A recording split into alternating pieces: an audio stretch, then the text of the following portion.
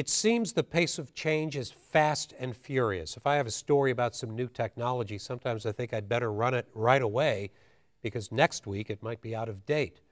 PBS NewsHour's Hari Sreenivasan stays on top of this stuff as well as anybody. You've seen some of his technology interviews on this program, and tonight we thought we'd interview him to help us put all this progress in perspective. Well, joining us now is the host of the Weekend NewsHour, Hari Sreenivasan, also the host of a weekly science technology show. There's so much going on in the world of technology.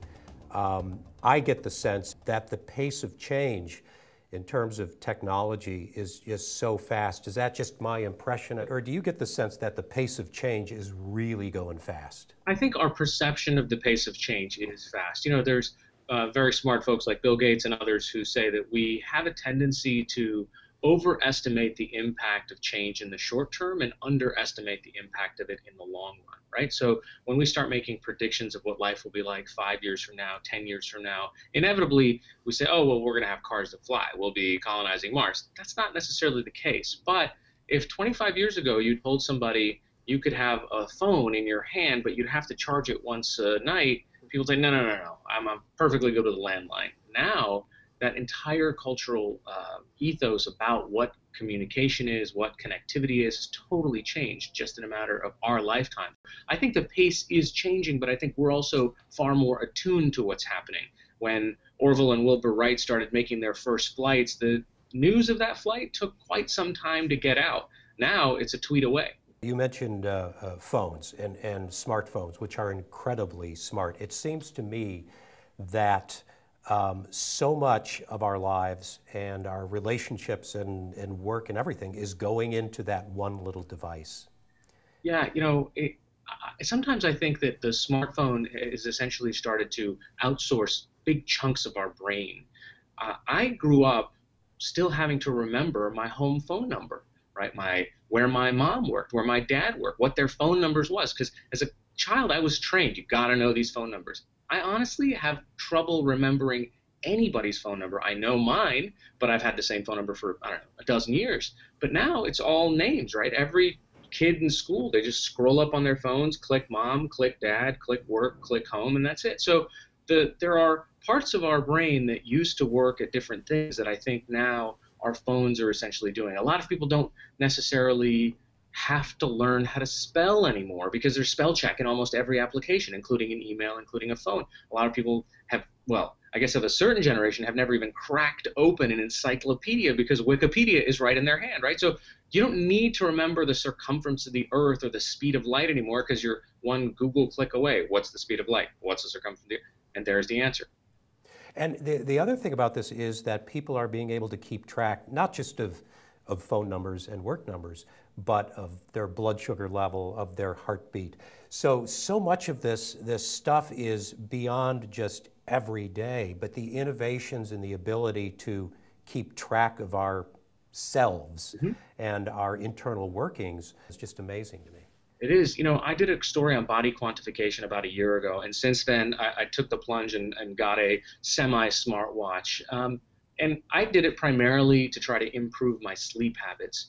And it's been fairly amazing. Not just, I'm not advocating for this particular watch, but knowing things about yourself inevitably changes the outcome. When I know my heartbeat, when I know my calorie burn, when I know how many steps I took in a day, it starts to say, yeah, maybe I could just go ahead and park the car a little further away and walk a little longer. As you cover these sorts of things, and both on your show and here in St. Louis, there are just people working constantly trying to figure out new apps, new applications.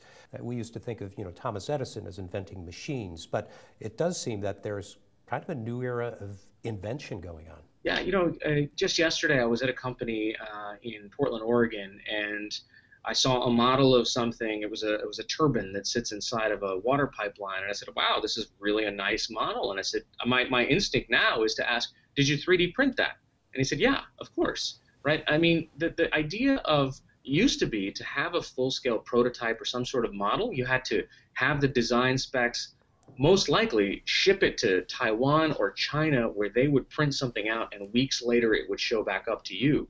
I think On the hardware level, I think 3D printing will make a big impact in how people are able to design and see things in the future. And then also on the software level, the barrier to entry has just come tumbling down. You remember it wasn't too long ago in the late 90s that we had, the dot-com boom happened, and those companies had to have millions of dollars to invest in server farms and website development.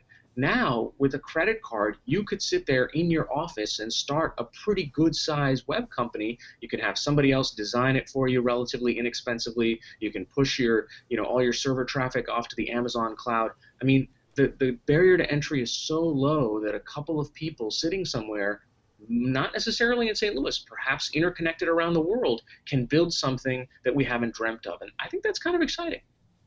Let's take a look at this sort of international picture. A lot of people have worried about America losing its place as a place of manufacturing, a place of innovation. Clearly, there are things going on all over the world, whether it's Japan or Korea or India and other places. But do we have a sense that where the United States or maybe even a broader Western culture is still bringing an innovative spirit to this, or are we just now part of a worldwide innovative culture? I think we haven't lost our edge yet. I think we have certain advantages of proximity of talent and capital, say in Silicon Valley or in Boston. But I'm telling you, it's harder and harder to keep that edge, because when I was at the Stanford Artificial Intelligence Lab a few days ago, I'll tell you, it was like a United Nations office. I mean, it was amazing, the talent from all over the world that had competed to get into that program. And these were grad students. They were incredibly bright minds anywhere on the planet. And then I started to sort of informally ask them, so what are you going to do after? A lot of them were going back to their own countries or going back to other countries because of visa restrictions and the fact that they have a student visa here, but it's going to take them several years to get a work visa.